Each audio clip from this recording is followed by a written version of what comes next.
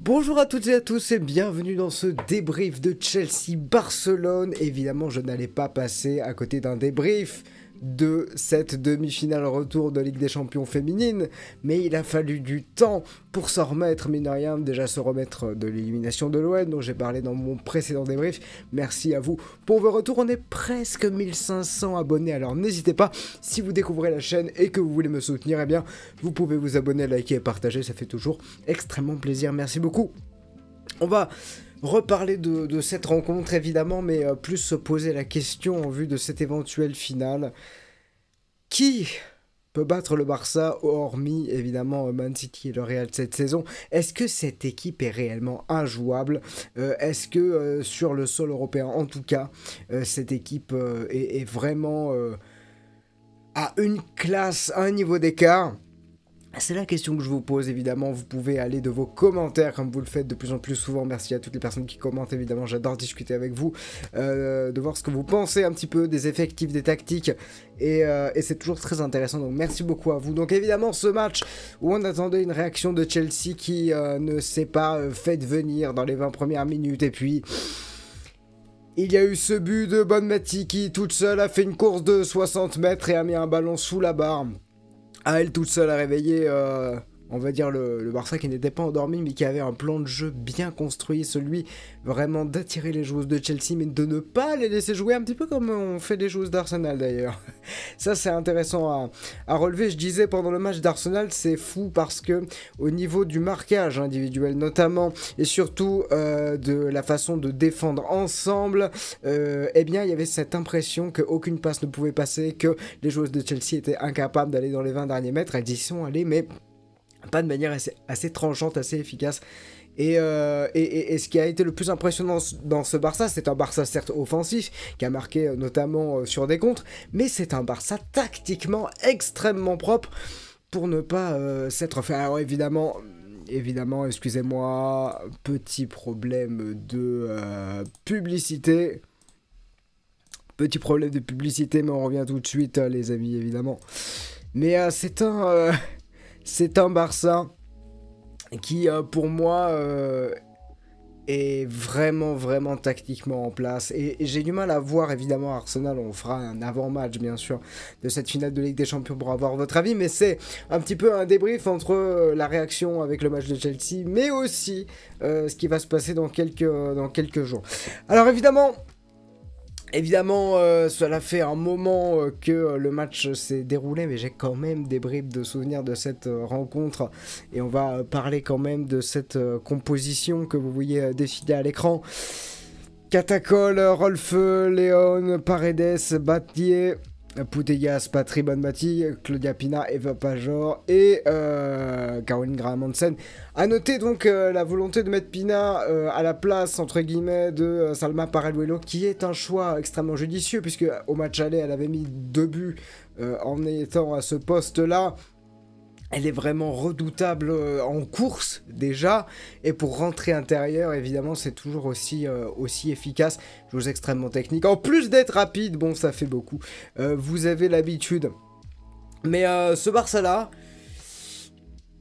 qu'est-ce qu'on pourrait enlever, qu'est-ce qu'on pourrait changer, même avec la rentrée à la place de Rolfo de Brugst, même avec la sortie de Graham Hansen pour la rentrée de mémoire de, dites-moi si je me trompe, mais la rentrée de Vicky.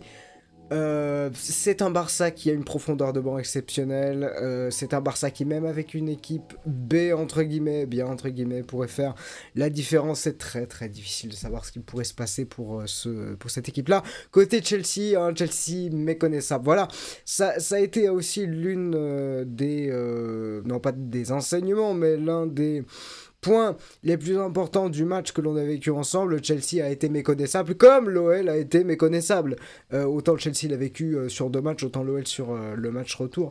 Mais franchement, c'est assez fou de se dire que Baltimore a pas fait un très bon match, loin de là, a perdu beaucoup de ballons, a tenté des passes qui n'ont pas du tout fonctionné avec Ramirez, et pourtant elles sont premières de leur championnat, elles ont une capacité de jeu vraiment en transition, un jeu extrêmement léché d'habitude, très propre techniquement, et là ils ont perdu tous leurs moyens en voulant justement aller vite pour récupérer, on va dire, ces 3 buts de retard.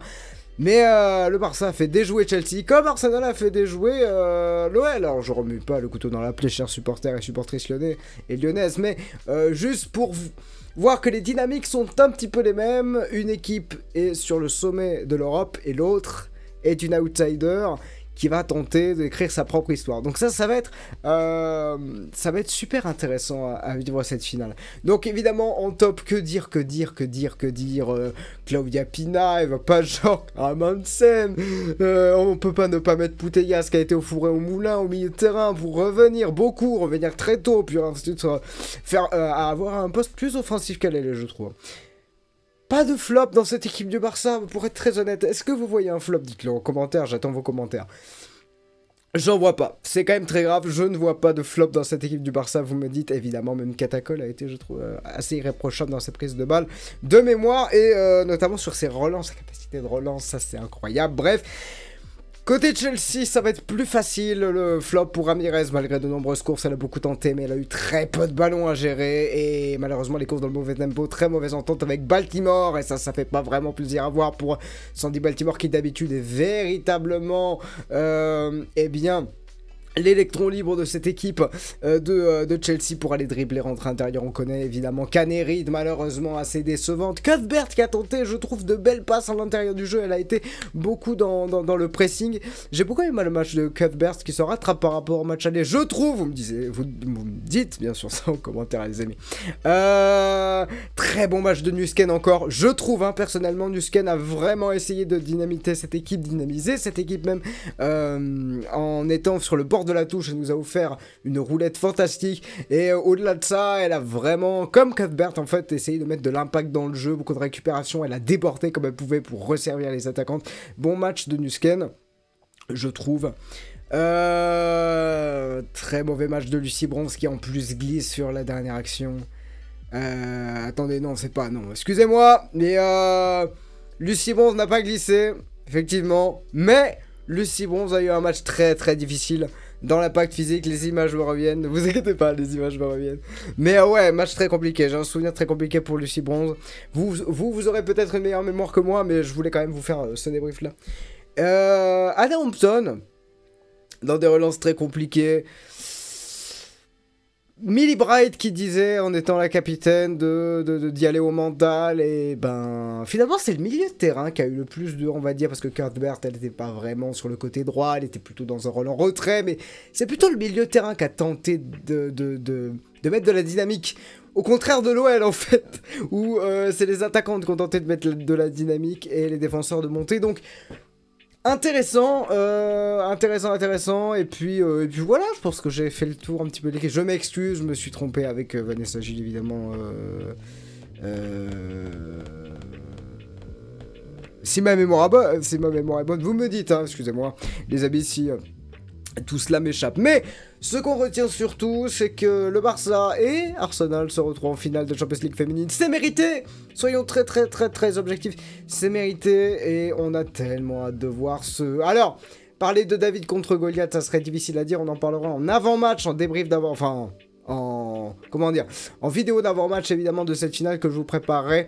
Et ben Chelsea n'est pas passé loin entre guillemets, non pas par le score, mais parce qu'elle pouvait le faire véritablement contre ce Barça là. Véritablement non, elle ne pouvait pas le faire parce que personne ne peut faire beaucoup face à ce Barça là, à part le Real bien sûr sur quelques contres, et un beau pressing en fait. Le Real a fait ce que le Barça a fait sur ce match là lors du Classico, je trouve. Vous me dites tout ça en commentaire, vous n'hésitez pas. Ce débrief est très tardif, ce débrief est un petit peu à l'arrache, mais ce débrief existe, et je voulais quand même qu'il existe pour, évidemment, parler de cette rencontre avant que nous plongions mercredi soir dans l'Arkema Première League, les amis. Match extrêmement important à suivre sur la chaîne Kobayi commente entre Strasbourg et le Stade de Reims. Une de ces deux équipes va quitter ce championnat, donc Restez bien connectés au courant, bien évidemment. Merci beaucoup d'avoir suivi ce petit débrief. J'espère quand même que ça vous a plu. Un petit mot quand même pour les statistiques avant de vous quitter. Je sais, c'est un peu décousu, mais ça a le mérite d'exister. Avec 19 tirs, 7 cadrés, match qui, dans les intentions, était bon, même si les premières mi-temps étaient complètement barcelonaises, avec 62% de possession et 600 passes à 388. Mais voilà, le plus important était visiblement, je trouve, vous me dites encore une fois, mais j'ai l'impression que c'est un plan de jeu tactique du Barça qui a été parfait. Et ça, c'est très impressionnant pour une équipe à vocation vraiment offensive. Souligner toute l'organisation défensive et notamment l'organisation au milieu de terrain. Elles ont joué, comme je dis, un peu en accordéon où en fait, t'as l'impression que c'est tout un bloc qui bouge ensemble et qui fait que les passes sont impossibles pour l'adversaire. J'adore ça. Et tactiquement, c'est très sympa à voir. Mais donc, nous verrons ce que cela donne pour la finale. D'ici là, vive le foot féminin, vive le foot tout court et à très bientôt. On est presque 1500, merci à toutes les personnes qui s'abonnent. Désolé de mes quelques approximations. Je vais essayer d'être plus réactif à l'avenir et d'avoir la mémoire un petit peu plus fine pour vous faire des analyses toujours plus détaillées en tout cas. J'espère que ça vous plaît les amis. Allez, à très bientôt. Mercredi pour être honnête, pour peut-être un débrief d'avant-match, on en parlera. Bref, mais en tout cas, bientôt les 1500 abonnés, larquez ma première ligue, c'est que le début.